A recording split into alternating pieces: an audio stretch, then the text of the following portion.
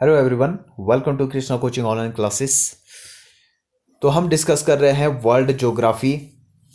ठीक है, तो उस पे हमने दो टाइप जो हैं वो डिस्कस कर लिए हैं। अभी हम पहुंचे हैं टाइप 3 में। ठीक है, तो चलिए स्टार्ट करते हैं क्वेश्चन नंबर फर्स्ट के साथ। क्वेश्चन क्या है? Which is the largest metal trading centre? कौन सा है वर्ल्ड में largest metal trading centre? Johannesburg, London, New York या फिर सिंगापुर? तो इसका राइट आंसर है न्यूयॉर्क। ठीक है, यूएसए में। तो the merger between commodity exchange and the New York mercantile exchange has created the world largest physical futures trading exchange है ये, called COMEX। COMEX इनको बोला जाता है, कमोडिटी एक्सचेंज होती हैं ये। Since the merger in 1994, the COMEX division has incorporated the trading of aluminium future contracts. New York Mercantile Exchange and Chicago Mercantile Exchange is the world largest gold futures trading center। ठीक है, तो इन दोनों के बारे में आपको याद होना चाहिए, न्यूयॉर्क और Chicago. Next question, in which of the following countries long staple type of cotton is mainly grown? staple type of cotton कहाँ पे मेनली ग्रो किया जाता है? इंडिया, इजिप्ट, ग्रीस या फिर चाइना? तो इसका राइट आंसर है ऑप्शन नंबर 2। ठीक है, तो इजिप्ट में जो है ये स्टेपल टाइप्स जो कॉटन है वो प्रोड्यूस किया जाता है। Long staple cotton is any cotton with fibre from 11 inch 8 to 21/2। Long outstanding type of this cotton are Pima. Okay, Egyptian and sea island cotton. Egyptian cotton is a type of long staple cotton, याद रखना है, which is largely grown in the Nile river. ये भी आपको पता है, Nile river के बारे में हमने डिस्कस किया था। लॉन्गेस्ट रिवर है, विक्टोरिया से निकलती है, आसवान डैम इस पे बना हुआ है। Sea island cotton is a long staple cotton grow the sea island which are of the southern coast of Georgia. ठीक है, Pima cotton is a long staple cotton grown in the south west region of the United State. तो Pima cotton कहाँ पे grow होता है? ये भी south west region में यूएसए पे ग्रो किया जाता है या फिर इसका प्रोडक्शन होता है। नेक्स्ट क्वेश्चन है, the part of equatorial region which has well developed rubber plantation is. Rubber, देखो रबर जो है सबसे ज़्यादा कहाँ पे होता है? अमेजन बेसिन पे, इंडोनेशिया में, मलेशिया में, फिर जायरे बेसिन में। तो इसका राइट आंसर है मलेशिया। सबसे ज़्यादा जो रबर होता है वो मलेशिया में ही होता है। वर्ल्ड लार्जेस्ट प्रोड्यूसर है मलेशिया रबर का, तो ये आपने याद रखना है। Malaysia is the leading producer of natural rubber in the world. About 46% of the total world rubber जो है मलेशिया में ही प्रोड्यूस किया जाता है। The rubber plantation was started in Malaysia 1877। Rubber can grow anywhere in Malaysia. ठीक है, because of suitability of climate and soil. तो हर कहीं जो है मलेशिया में रबर उगाया जा सकता है क्योंकि वहाँ का क्लाइमेट इसको सुटेबल है। But most of the rubber estate are concentrated in the western coastal plain of Malaysia. ठीक है, तो ये यहाँ इतना आपको इसके बारे में याद रखना है कि रबर जो है मैक्सिमम कहाँ पे इसका प्रोडक्शन होता है नेचुरल रबर का? ये होता है मलेशिया में। नेक्स्ट क्वेश्चन है, which from the following is the busiest ocean trade route? Cape route. Cape route तो जो Cape of Good Hope South Africa में आप इसको देखोगे, ये ज़्यादा बिजिएस्ट नहीं है क्योंकि ये बहुत दूर पड़ जाता है।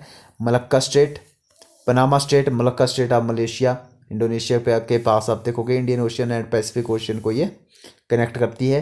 पनामा कैनल के बारे में हमने देखा था, नॉर्थ एंड साउथ अमेरिका के बीच में है Panama canal. Suez canal red sea and Mediterranean sea को कनेक्ट करती है और ये सबसे बिजिएस्ट रूट है। ठीक है, ऑप्शन नंबर 4। और इसकी डेट भी आप लोगों ने याद रखनी है कि ये इसको कब स्टार्ट कर दिया गया था, 1869 में। The Suez canal allows transportation by water between Europe and Asia without navigation around Africa. पहले जाना पड़ता था अफ्रीका होके, जो कैप ऑफ गुड होप है, वहाँ से फिर हम यूरोप में पहुँचते थे।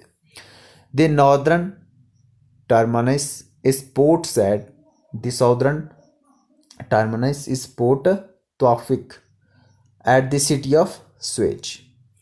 Somalia lies to its west bank 3 km north the halfway point. Under international treaty, it may be used in time of war as a time of peace by every vessel of commerce. ठीक है, तो आपने बस इतना याद रखना है कि सॉरी कि स्वेज कैनल जो है वो बिजिएस्ट रूट है किसी भी ओशियन में। और अगर ओशियन के बारे में आपसे पूछा जाए कि सबसे जो बिजी ओशियन है कौन सा है, तो वो आएगा option right answer Atlantic ocean. ठीक है। Which is the shortest route from Moscow to San Francisco. तो देखो मॉस्को कहाँ पे है, रशिया में। सैन फ्रांसिस्को कहाँ पे है, यूएसए में। तो यहाँ से यहाँ को जाना हो तो कैसे जाते हैं, बाया नॉर्थ पोल। ठीक है, ऑप्शन नंबर 4 इसका राइट आंसर है।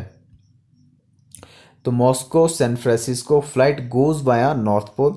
द शॉर्टेस्ट एयर रूट है from San Francisco to Moscow, goes almost over the North पोल।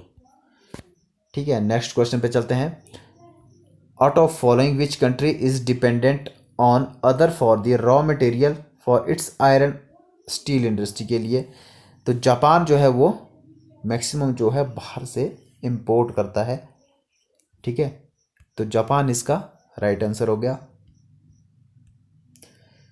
तो देखो iron and steel has been a leading industry in Japan and had been considered critical to economic growth by the Japanese government. देखो Japanese manufacturing industry is heavily dependent on important raw material and fuel. और British geological survey started China was the top steel producer. और अभी की भी बात अगर की जाए तो चाइना जो है वो टॉप स्टील प्रोड्यूसर है। और इंडिया का नंबर अब सेकंड नंबर पे आ जाता है, चाइना के बाद इंडिया का ही नंबर है करंट डाटा के हिसाब से। ठीक है, तो बढ़ते हैं नेक्स्ट क्वेश्चन पे। Which one of the following country is the largest producer of uranium in the world. तो यूरेनियम का प्रोडक्शन जो है सबसे ज़्यादा कहाँ पे किया जाता है, कनाडा, साउथ अफ्रीका, नाम्बिया या फिर यूएसए। तो राइट आंसर है इसका कनाडा। कनाडा में सबसे ज़्यादा यूरेनियम का उपयोग किया जाता है। और एटॉमिक पावर के लिए और न्यूक्लियर एनर्जी के लिए हम यूरेनियम का इस्तेमाल करते हैं। और दूसरा यूरेनियम का अगर देखा जाए, यूरेनियम की जगह जो इसका सब्स्टिट्यूट बन सकता है वो है थोरियम। ठीक है, थोरियम। तो थोरियम जो है वो मोनाजाइट सैंड में सबसे ज़्यादा होता है। जो कहाँ पे पाया जाता है, मैक्सिमम वर्ल्ड का सबसे ज़्यादा थोरियम कहाँ पे है, केरला के तट पे, मतलब इंडिया में।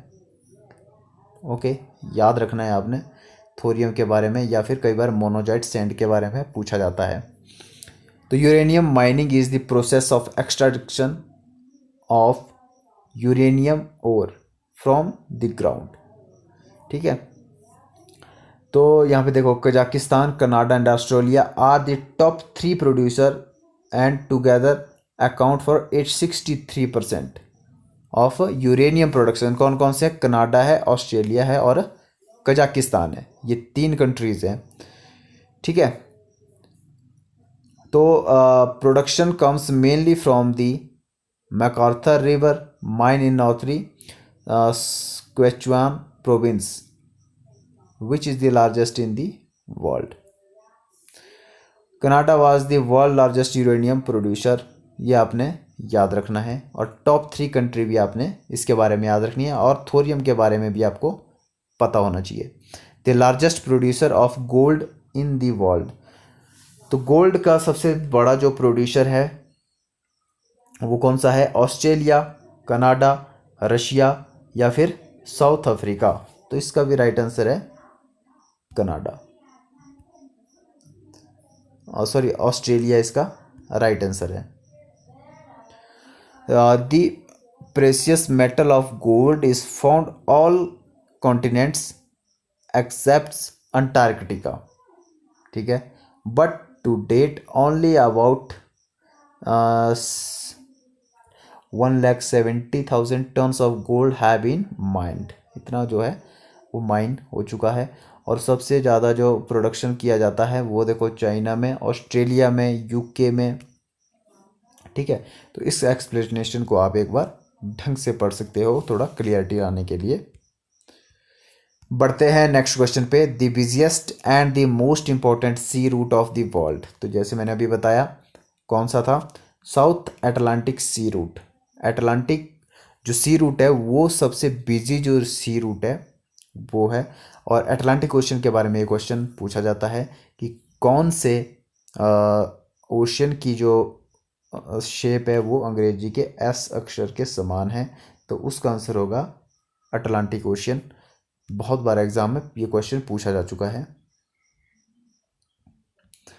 The North Atlantic sea route is one of the busiest sea route in the world as it connects the world's two most developed region of the world, the eastern part of Canada and USA to western Europe, ठीक है। the four features of North Atlantic sea route के क्या है? both are coast have good port and harbor facility, ये एक तो ये है, ठीक है। दोनों साइड आप देखोगे नॉर्थ एंड साउथ अमेरिका, और दूसरे यूरोप पे देखोगे और अफ्रीका वाली साइड में देखोगे, दोनों के दोनों साइड जो है वो एक फेमस आपको हार्बर देखने को मिलेंगे। Foreign trade over this sea route is greater than that the rest of the world, ठीक है। About 1/4 of the world's foreign trade moves on this route. Due to its business it is called as the big trunk route. It is also served more countries and people than any other route, ठीक है। तो ये आपने major इसकी देखनी है, क्या क्या इसकी विशेषताएं हैं और क्यों ये सबसे ज़्यादा बिजिएस्ट रूट है, ये भी आपने देख लिया। नेक्स्ट क्वेश्चन पे चलते हैं। Which one of the following sets of country are referred to the golden crescent, the largest opium industry? तो ऑपियम इंडस्ट्री जो है वो कौन सी है? सबसे ज़्यादा जो ऑपियम होती है वो कहाँ पे होती है? वो होती है अफ़गानिस्तान, पाकिस्तान एंड ईरान वाले एरिया में, याद रखना है आपने, ठीक है। The golden crescent is the name given to the one of the Asia's two principal area of illicit opium production, ठीक है, located at the crossroads of Central, South and Western Asia. This space overlaps 3 nations, कौन से हैं? Afghanistan, Iran and Pakistan, whose mountain preference defines the crescent through only Afghanistan and Pakistan produce opium, with Iran being a consumer and transshipment route of the smuggled opiates. तो देखो, तो आपने ये चीज़ याद रखना है, जो मैक्सिमम जो ऑपियम इंडस्ट्री है वो कहाँ पे फली फूली है? वो 3 कंट्री है, अफगानिस्तान, पाकिस्तान एंड ईरान। तो ये 3 कंट्री का नाम आपने इसके बारे में याद रखना है। तो चलते हैं नेक्स्ट क्वेश्चन पे, लेकिन यहाँ से आगे हम देखेंगे अब नेक्स्ट वीडियो में।